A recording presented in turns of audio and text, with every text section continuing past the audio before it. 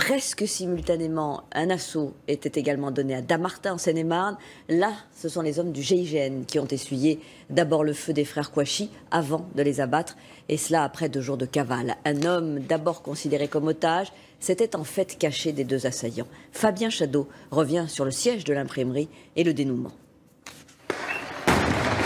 Une forte explosion. Des tirs nourris.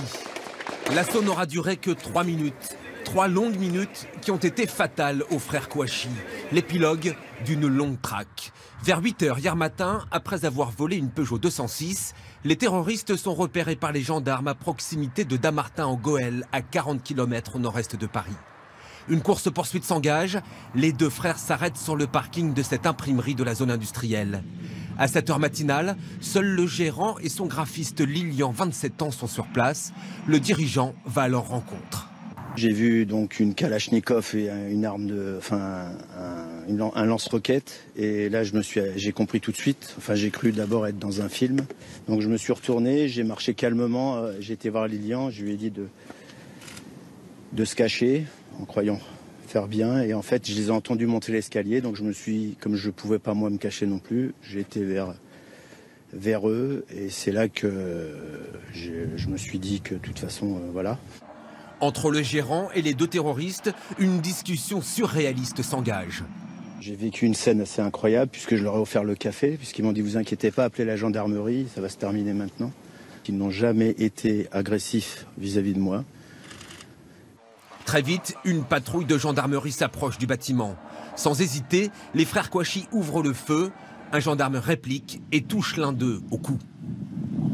Il est rentré dans mon bureau et il saignait. Et je lui ai dit, si vous voulez, je peux vous soigner. Le petit frère m'a dit oui, il s'est assis et je l'ai soigné. À ce moment-là, le plus vieux était un peu groggy et le plus jeune a dit allez-y. Et là, je me suis retourné, j'ai marché et je me suis dit est-ce que je dis qu'il y a Lilian ou pas? Et c'est là que je suis descendu, je suis sorti et j'ai prévenu qu'il était là.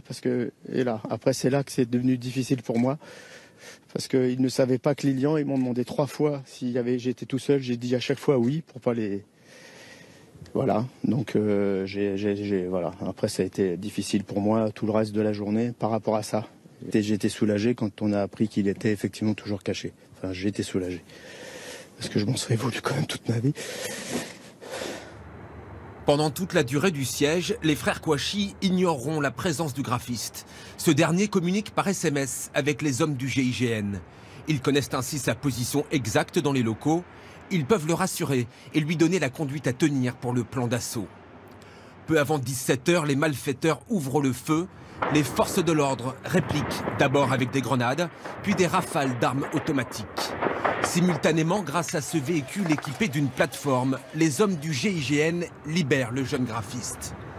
L'assaut aura duré quelques minutes. Les frères Kouachi sont tués sur le coup. Les gendarmes effectuent les relevés et les constatations d'usage nécessaires à l'enquête. Sur la façade de l'imprimerie, les dégâts sont considérables. Au total, 150 membres du GIGN ont été mobilisés pour cette opération.